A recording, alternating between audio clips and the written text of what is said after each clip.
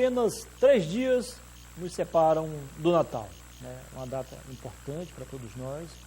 Infelizmente, com o passar do tempo, ela foi mercantilizada. O verdadeiro significado do Natal, meus amigos, não é a lâmpada, não é o pisca-pisca, não é o Papai Noel, não são os presentes, muito menos a árvore de Natal. O maior símbolo do Natal é exatamente o nascimento de Jesus, que morreu na cruz para pagar os nossos pecados. Infelizmente, mercantilizaram. Fazer o quê, né? Boa noite a todos, estamos começando mais uma edição do programa Boa Noite Rio Branco, aqui na sua TV Rio Branco, canal 8, SBT. No programa de hoje nós vamos falar sobre vários assuntos, vamos falar sobre a campanha Papai Noel, né, dos Correios, vamos falar sobre a luta do pessoal do Ilhapen, eu vou conversar com o novo presidente do sindicato dos agentes penitenciários, o Evangelista. Ele foi eleito dia 19 na Assembleia Geral, vai ficar 3 meses organizando o sindicato para convocar novas eleições. Tá? Adriano Marques não é mais o presidente, é esse. Vamos falar também sobre política, campanha de Natal com o vereador José Juruna, do PSL, vereador eleito e diplomado. Ele vem acompanhado do vice-presidente do sindicato, dos camelôs e feirantes, o Ed Celular. O Juruna também, além de vereador, é presidente do sindicato. Então, vamos falar sobre esses assuntos também. Vamos falar com a vereadora Lene Petecão, a única mulher reeleita em outubro deste ano. Ela está entre os 5 vereadores eleitos. E de mulher foi a única. E agora, na abertura, com o apoio do Supermercado Araújo e da Purifique, eu tenho o prazer de conversar com o ex-prefeito de Rio Branco, deputado federal, professor Raimundo Angelino, do PT.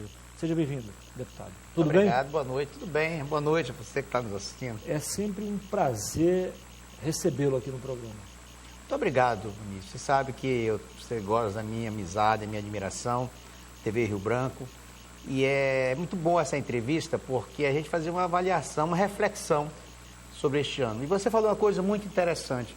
Todo mundo se divulga assim, este é o Natal que as vendas vão cair ou vão subir. Ninguém fala assim, esse é o Natal para a gente sentar com a família, para a gente orar, rezar um pouco, para a gente refletir o que fizemos de bom pelo nosso próximo, o que é pedir perdão a Deus pelas nossas falhas. Mas as pessoas pensam sempre no econômico, é no consumismo, né? É por isso que está essa onda de violência, de ódio no mundo todo, né? É verdade. Faz pena isso. Eu já falei isso para alguns amigos, entre eles o Youssef, que é um amigo seu também. Isso. O professor Itamar Zanin, que é do Meta. Isso, Meta. E com o senhor também. Vocês acabam sendo um exemplo para mim de preservação e de respeito aos conceitos éticos e morais, sobretudo na questão que se refere à família. A família é a base de tudo. A base de tudo. E olha, Muniz, os valores do nosso país, no mundo, mas eu falo do nosso país, estão realmente, terrivelmente sendo massacrados a cada dia. Hoje a falta de respeito, de solidariedade, a falta de educação mesmo. O senhor tocou num assunto importante. O senhor que é um educador de primeira linha, o senhor sabe que a escola, a universidade, vão oferecer conhecimento científico. Mas a educação é na família. Na família, e muitas vezes, hoje dificilmente você vê um jovem, um adulto mesmo, com um livro, lendo. Hoje é todo mundo no WhatsApp. Não sou contra a tecnologia, mas o WhatsApp lhe dá informações, o que lhe dá conhecimento é a leitura de textos, de livros. Então a gente precisa estar mais focado no conhecimento, de valorizar mais as pessoas mais idosas, da gente ter um carinho especial para as nossas crianças, de a gente conversar, dialogar com os jovens. Hoje você chega nas casas, nas praças, nas repartições, cada um ali no seu, na introspectiva ali com o seu celular, ninguém se olha, se conversa. Ou seja, a mesma internet que nos aproxima, nos distancia. Nos distancia. Nós estamos conectados, mas não estamos olhando para o outro, não estamos conversando, estamos conectados. E essa conexão nos distancia das pessoas, né? É verdade.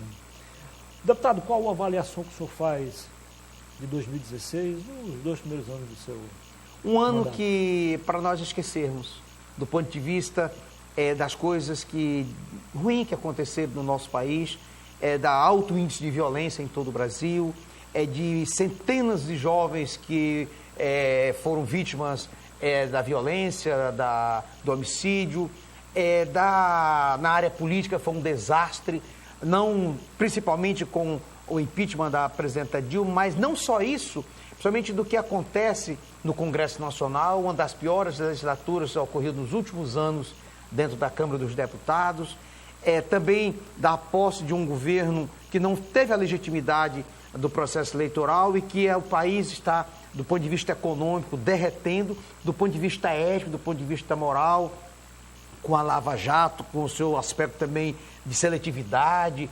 dos holofotes.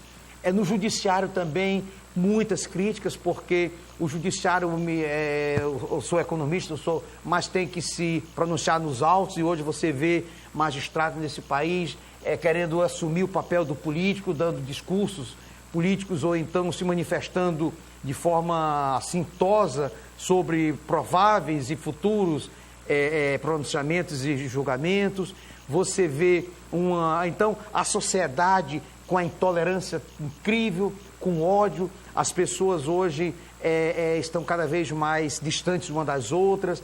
Então, eu acredito que é um ano para se esquecer. E um ano de muito aprendizado também, porque é nos momentos de crise, nos momentos de dificuldade, que nós temos que nos reinventarmos para melhor. Eu acredito muito, sabe, que a gente precisa estar mais focado também no lado da espiritualidade, com certeza. Focar mais na fé, no diálogo como um instrumento poderoso para a aproximação das pessoas.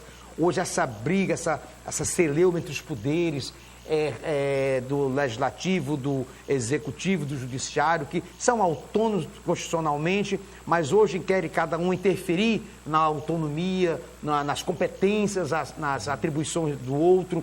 Isso é ruim, isso cria um clima de insegurança institucional no país.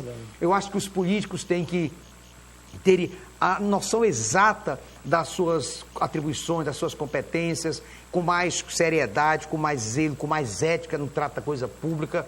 Eu acredito e sou a favor do seguinte: quem tem culpa, quem é provado a sua culpabilidade, tem que ser punido, tem que pagar por aquilo que cometeu, mas também não sou a favor do sensacionalismo que se faz, se culpando pessoas antes da prova. Então, eu acredito que os meios de comunicação têm um papel importante nesse novo ano da gente buscar uma paz, buscar um trabalho mais de solidariedade entre as pessoas, do diálogo, de uma educação de qualidade, que todos possam ter uma vida muito mais harmoniosa, de respeito e de solidariedade entre as pessoas. Muito bem. Deputado, falando como economista, o que o senhor apontaria, de forma assim, resumida, para a gente não perder muito tempo, mas só para nortear um pouco aqui, o que o senhor apontaria de erro no governo Dilma e o que está acontecendo também de errado na política econômica do governo Temer? Eu acho que o maior erro que aconteceu no governo Lula e no governo Dilma, que foi um governo de continuidade das políticas públicas, foi a excessiva desoneração que houve nas grandes corporações desse país. Não foi para o micro, para o pequeno e para o médio empresário, foi para os grandes empresários, as grandes montadoras, as grandes indústrias, uma desoneração de bilhões de reais que tinham como contrapartida que os preços desses produtos, dessas empresas, abaixassem e que houvesse uma ampliação do nível de emprego. Nem houve uma, nem outra. Esses empresários, as grandes corporações, aumentaram a sua margem de lucro e isso criou um déficit imenso nas contas públicas. Isso foi repassado para os estados através da queda substancial do Fundo de Participação dos Estados, impactou nos municípios através da queda do Fundo de Participação dos Municípios. Os estados começaram a ter menos recursos, com o nível de emprego também do setor público alto, e isso começou a circular menos dinheiro nos nossos estados, nas nossas cidades, e começou então essa crise que se aprofundou numa recessão, e depois tivemos um golpe, um impeachment, onde o novo governo dizia que em pouco tempo ia resolver a questão, e a crise econômica continua afundando, inclusive com políticas públicas que vêm penalizar quem? A parte mais frágil da cadeia, que é o trabalhador. Por que eu digo isso? Não é o trabalhador brasileiro o responsável pela dívida pública do governo federal, do governo dos estados e dos municípios. Algumas Não pessoas, Quem mais lucrou nesses últimos 15, 20 anos no Brasil foi o sistema financeiro internacional e nacional. Claro.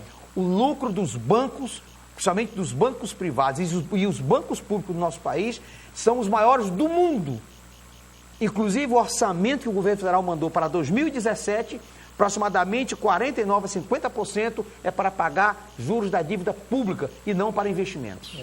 Eu concordo com o senhor também em parte, com relação ao que foi feito em benefício às grandes corporações, para que tivesse mais condições de vender produtos mais baratos. Não?